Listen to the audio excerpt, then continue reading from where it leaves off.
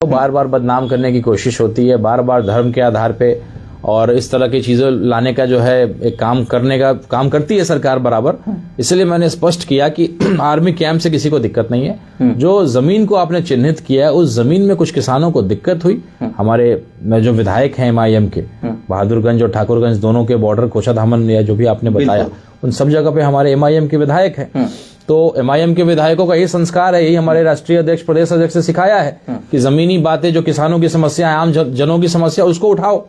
तो अगर तौसीफ साहब के पास कोई आता है या हमारे जो सरवर साहब के पास कोई आता है तो स्वाभाविक है कि वो किसानों की बात को रखेंगे।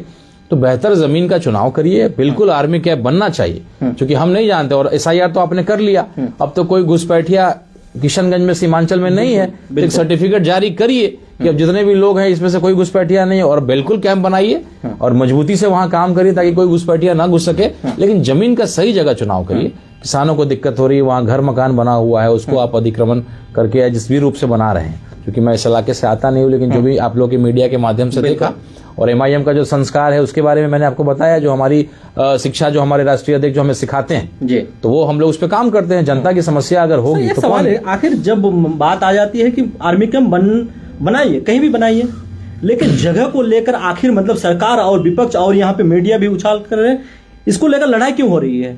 आर्मी कैंप के लिए जगह नहीं है, या फिर मतलब आर्मी कैंप वही बनाने का क्या मतलब, क्या हो सकता है, मनसा क्या हो सकता है कि वही बनना चाहिए? इसमें मसाला है मीडिया और कुछ ऐसे गोदी मीडिया वाले लोग मसाला को ढूंढते हैं। तो मसाला ये है कि भैया ये लोग जानबूझ के घुसपैठिया को आना चाहते हैं, इसीलिए लोग कैंप का विरोध कर रहे हैं। इसीलिए मैं बोल रहा हूँ कि भैया कैंप का विरोध नहीं कर रहे हैं, बिल्कुल आर्मी कैंप बनना चाहिए। जो जगह का चुनाव किया है, जिन लोगों का आप परेशान कर रहे हैं, वहां की दिक्कत है, बेहतर जगह को चुनिए, हम सहयोग करेंगे, बिल्कुल बनाइए। तो मसाला है इसमें कि भाई देखिए ये हो रहा है। हिंदू मुसलमान देश में करना जो है एक पार्टी का धर्म है, फर्ज है, वो केवल और केवल यही काम करती है। और बंगाल में चुनाव होने वाला है, तो स्वाभाविक है कि अगर किशनगंज और बंगाल का बॉर्डर इतना सटा हुआ है कि कोई मसाला यहाँ से अगर बनेगा तो स्वाभाविक उसका आनंद जो है मिलेगा, उसका फायदा मिलेगा। तो इसलिए एक पार्टी जिसका वही काम है वही इस काम को करना चाहती है, यहाँ कोई मसला नहीं। इस मुद्दा को लेकर आपके प्रदेश अध्यक्ष अख्तरुल इमान जी और आपके विधायक तौसीफ आलम या ये सरवर आलम जी, इस मुद्दा को लेकर CM से भी मुलाकात हुई है, क्या कुछ निर्णय आया है CM की तरफ से? बिल्कुल, हमारे प्रदेश अध्यक्ष जी उनसे मिलेंगे और अब तो मिले हैं। हाँ, तो अभी चूंकि वो दिल्ली गए हुए थे, अभी विशेष मुलाकात मेरी नहीं हो पाई है।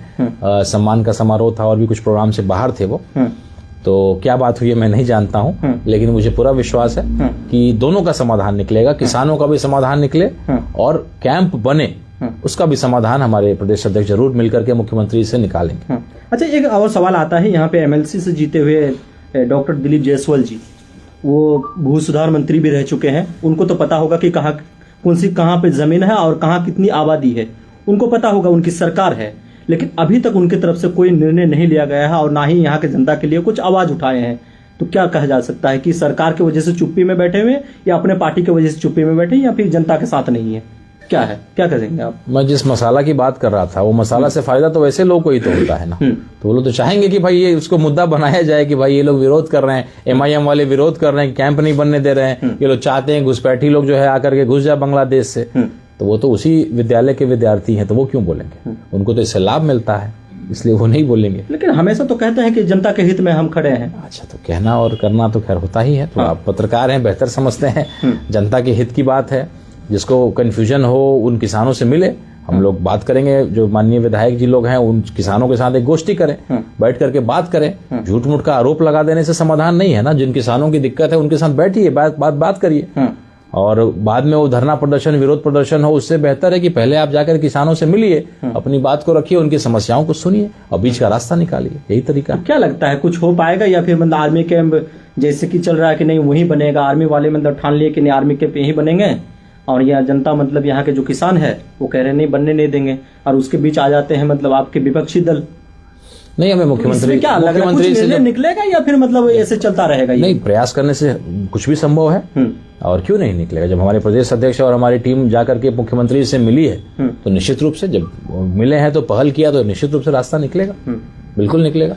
आपका क्या मतलब निर्णय क्या है, मतलब आपका क्या संदेश देना चाहते हैं और क्या कहना चाहेंगे आप? हम लोग तो MIM के सिपाही हैं और हमें अपने नेता पे विश्वास है और वो इसका रास्ता जरूर निकालेंगे। अगर सरकार नहीं सुनेगी और नेता का, हमारे नेता का आदेश होगा तो पूरे बिहार से आकर के धरना प्रदर्शन की नौबत आएगी तो वो भी करेंगे, कहीं जाकर के आग्रह करना होगा तो वो भी करेंगे। किसानों के लिए, मजलूमों के लिए जहां लड़ना होगा हम लोग लड़ेंगे। ये सर एक बात कहे आपने कि मतलब धरना देंगे, धरना देना मतलब एक आसान शब्द है और बोल भी रहे हैं कि धरना में बैठ जाएंगे। यहाँ पे किसानी क्षेत्र है, यहाँ पे ऐसे मजदूर रहते हैं जो दिन का 300 रुपये कमाते हैं और जाके वो शाम का मतलब वो इसी से खर्चा और उसी से राशन पानी करते हैं। और ऐसे लोग अगर धरना में बैठ जाए, ऐसे लोगों का जमीन छीन जाए तो फिर क्या होगा और कैसे होगा? मतलब इनका उत्थान जो सरकार कहती है कि मतलब ये उत्थान कर देंगे, इनको ऊंचे लेवल तक पहुंचाएंगे, किसान का मतलब आमदनी दुगुनी कर देंगे, तो ऐसे होगा। जो किसान मतलब यहाँ पे जो मूल निवासी है और मूल किसान माना जाता है इनको, ऐसे मतलब होगा क्या? अंतिम निर्णय होता है। कोई किसान सुसाइड तो करता ही है ना, तो आए दिन तो किसान के सुसाइड का आप खबर मिलता ही होगा आपको। कोई लोन के कर्ज की वजह से कर रहा है सुसाइड, कोई किसी और कर्ज की वजह से कर रहा है। और नीरव मोदी जैसे लोग, ललित मोदी जैसे लोग अरबों रुपए देश का लेके चले गए हैं, लेकिन किसान का जो है वो माफ नहीं हो रहा है। तो ये समस्या तो है ही। और स्वाभाविक है, किसी भी चीज का स्टेप होता है। स्टेप 1 है, मुख्यमंत्री से हमारे प्रदेश अध्यक्ष जी मिले हैं, हमारी टीम मिली है, विधायक जी मिले हैं, बीच का रास्ता निकलेगा। उसके बाद यहाँ के लोग किसानों से बैठ करके बात करेंगे। जिसके मन में डाउट हो तो हम लोग उसको बताएंगे कि भाई हम लोगों ने हस्ताक्षर अभियान चलाया, इतने लोगों ने हमारे हस्ताक्षर अभियान में हिस्सा लिया, इनको इतने लोगों को परेशानी है, तो उनको दिखाएंगे अगर वो नहीं देख पा रहे हैं तो।